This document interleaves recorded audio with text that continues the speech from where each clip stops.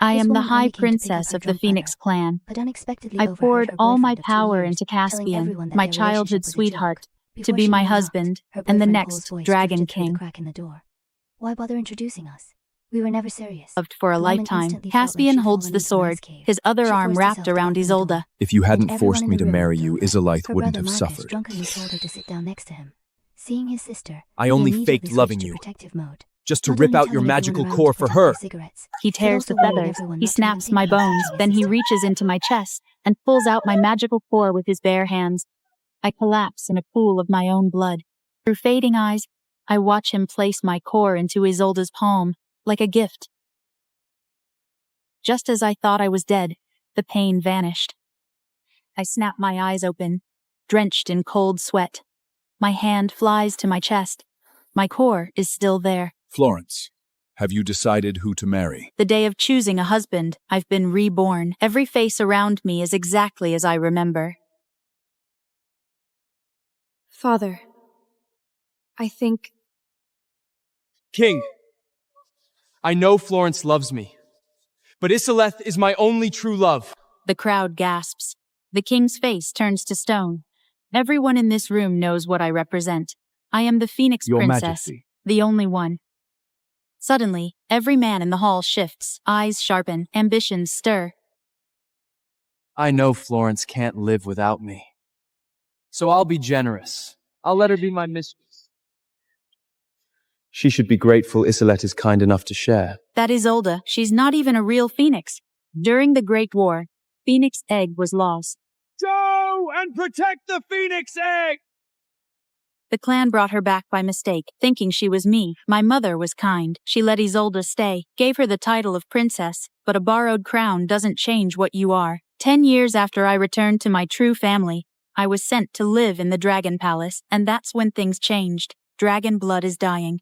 New kings are chosen from lesser bloodlines, nagas, serpents, even lizards. They must survive the heavenly lightning to transform into dragons. But without a phoenix princess, not one of them would live through it. Her power purifies their blood, shields them from death. Princess doesn't just pick a king, she makes one. Caspian's words didn't just insult me. How dare you!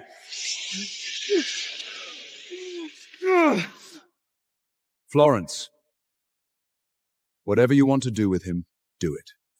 Just don't let his stupidity drive you away. Then he turned to me. What are you waiting for? Don't you want to marry me more than anything?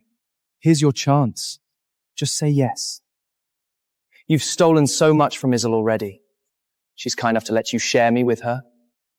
You should be on your knees thanking her. My past life, this is where swallowed my pride, smiled through the pain, and chose him. I gave him everything, my magic, my core, my life, and he repaid me with a blade through the heart. Not this time. I lift my chin and look past him, as if he's not even there. I look at the king. My voice is steady and clear. I have already decided. Now, everyone looks at me, including Caspian. I didn't speak his name. I step toward the king and take his hand. Then I lean close and use magic to whisper my plan directly into his mind. The king's eyes flicker. Then he nods. You. Stay home. This is my last chance for you. Reflect on what you've done. A smug smile crawls across Caspian's face. His eyes say everything. He thinks the wedding is for him. I don't correct him. Instead, I let my gaze drift to the far corner of the hall.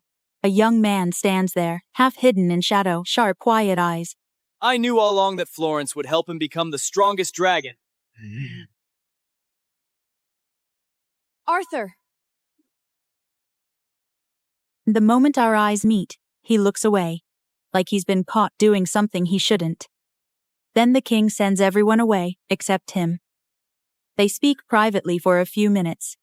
When I leave the palace, Caspian is waiting outside. Caspian takes Isolde's hand and walks toward me like he owns the ground I stand on. Thank you for letting us be together, sister. My parents would be so happy if they could see this. My stomach turns. Caspian cuts in before I can respond. Why are you thanking her? She should be thanking you for being generous enough to share me. If you had said no, I wouldn't even keep her as a mistress. In my past life, I never once heard that voice directed at me. Isolit's parents died because of you. She lost everything, and yet she's still kind to you. The least you can do is give her something in compensation. Not once in all the years I bleed for him. Let me tell you about Isolde's parents. They were fake phoenixes, lesser spirits who found me as a lost child and raised me as their own, and they died protecting me from a beast that attacked our home. Their sacrifice is the reason the Phoenix clan found me.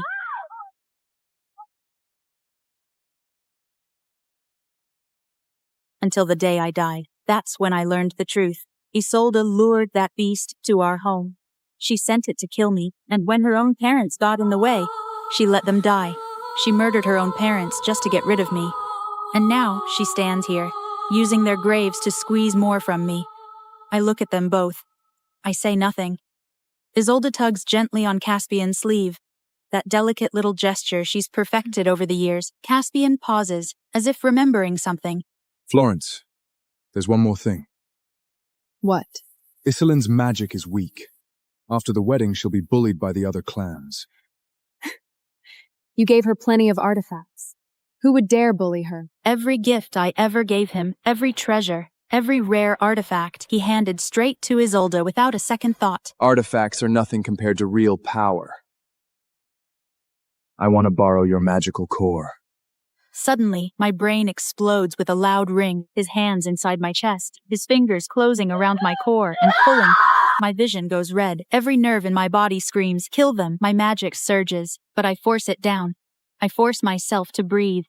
Death is too easy for them, too quick, too merciful. I look him dead in the eyes. Give me your spirit core. Do you know what losing a core means? I will lose all my magic. I could die. We're about to be married. Why are you being so selfish about this? Give her the core. Now. Give her the core. Now. I know exactly what he's doing. In my past life, this is how it ended. He didn't borrow my core. He ripped it out of me without a second thought. I stare at him. My magic answers my rage before I can stop it. An invisible pressure radiates from my body like heat from a furnace. Isolde's face drains of color. Even Caspian takes a half step back. His confidence cracks. Good. Be afraid. I could end them both right here, but then a voice cuts through the tension. Princess Florence, the king sent me to find you. He's standing less than 10 feet from me, right inside the full radius of my pressure, and he hasn't moved to flinch. Everyone else in this corridor is struggling to stand. He's standing like a mountain. He's still just a Naga, but if he can stand still under the pressure of a Phoenix princess, then his true power runs deeper than anyone knows. I release my magic, pull it back like sheathing a blade. The air returns to normal. All right. Let's go. Wait! What business does this lowborn have with you? What could a filthy Nago possibly have to say to the Phoenix princess? I turn my back on Caspian without a word. This quiet, unshaken boy is my future husband. Of course we have things to talk about. Instead of worrying about who I talk to, you should be preparing for the trial in 5 days. Trial? I'll succeed even without your help. We will see. Trial? I'll succeed even without your help. The dragon trial opens once every 50 years. Every candidate who dreams of becoming a dragon must enter. They face the heavenly lightning that burns away their old form. If you endure it, you shed your scales and become a true dragon. One mistake, and you turn to ash. In my past life, I used my own life force magic to shield Caspian from 9 bolts at once. He became the first dragon in history to succeed on his first try. They called him a genius, a once-in-a-millennium king. They never knew it was my magic holding him together, my core cracking under the weight of his ambition. The damage left a permanent scar on my cultivation. Mentioning the trial shifts his focus immediately. Just wait. In 5 days, you will come beg me to marry you. I stay silent, leaving. Out of the corner of my eye, I catch a flash of jealousy in Isolde's expression. They walk away together, like the perfect couple. Arthur, the king told you everything, I say, about the trial, so I need one honest answer. Are you here for power, or is there another reason? He doesn't answer right away. Then he drops to his knees. I, Arthur, swear an oath to the heavens. If I ever betray you, in this life or any other, let me die the cruelest death imaginable. He stays kneeling, waiting. I reach to the sun. A strong wave of magic shows. A phoenix royal pendant rests in my palm. I released my hand, kneel down. I believe you.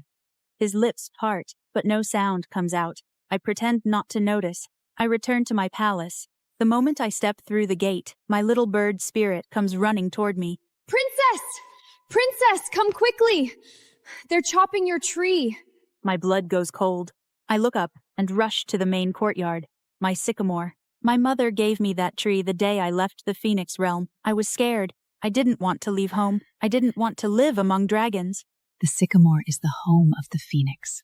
Wherever you are in this world, wherever they send you, as long as this tree stands, you are home. It was so small when I planted it, and now it's gone. Destroyed in a single afternoon by a man who never loved me. How dare you cut down my sycamora! It's just a tree. I cut it down. So what? From now on, you will only grow phoenix flowers that Isolette loves here. From now on, you will only grow phoenix flowers that Isolette loves here. This is my palace. I plant what I want. Can't you even give her a place of her own? Caspian looked embarrassed for a moment.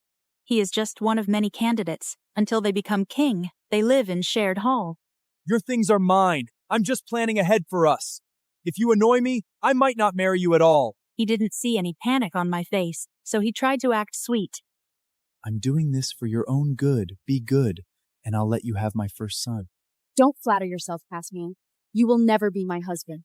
Not in this life. He didn't believe me. He thought I was just angry. If not me, then who else?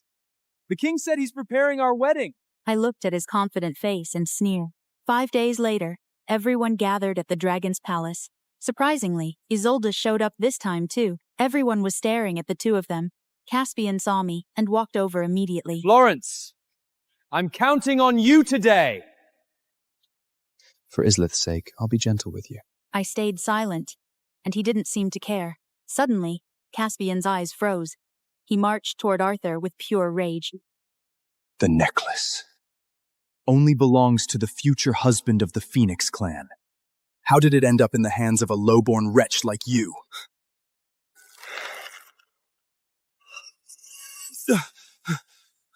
What are you?